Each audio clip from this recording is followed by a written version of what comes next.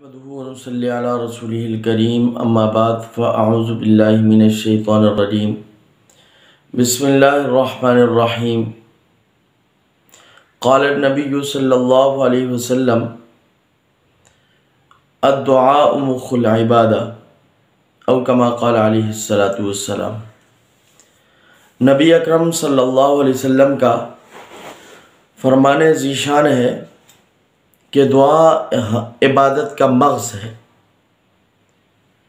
दुआ मांगना अल्लाह रब्बुल इज़्ज़त को इंतहाई पसंदीदा है और दुआ ना मांगने वाले को कुरान की ज़ुबान में मुतकब्बिर कहा गया। अल्लाह रब्बुल इज़्ज़त दुआ मांगने वाले से खुश होते हैं और उसको अता कर देते हैं, और जो अल्लाह से दुआ नहीं मांगता कुरान की ज़ुबान में वो मुतकब्बिर है।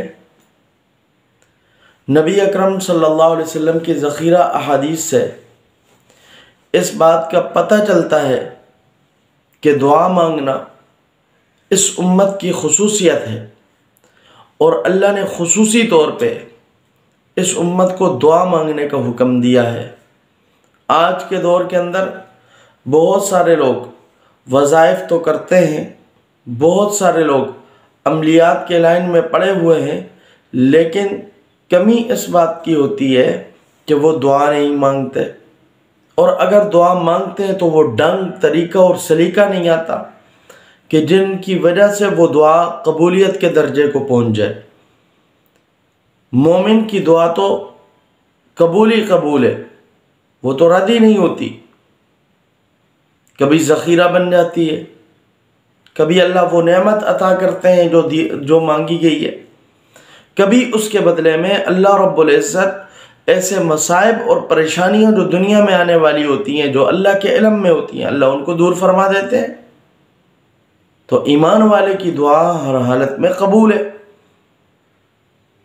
और इस उम्मत की खुसूसियत यह है कि यह अल्लाह से मांगने वाली, अपनी हाजतों को, अपनी ज़रूरतों को अल्लाह से पूरा करवाने वाली है।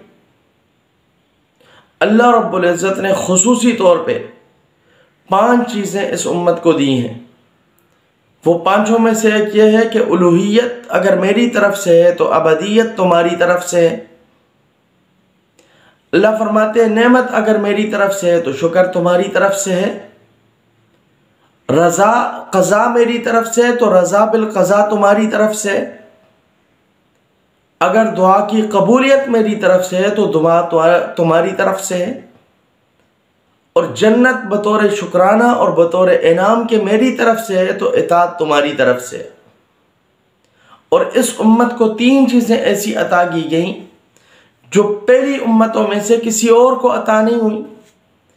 हाँ, उन उम्मतों के अंबिया को अता हुई। उनमें से पहली चीज़ यह है, साबका अंबिया के मुताल्लिक अल्लाह ने फरमाया कि आप लोगों पर शाहिद हो, शाहिदुन अलन नास, आप लोगों पर गवाह हो।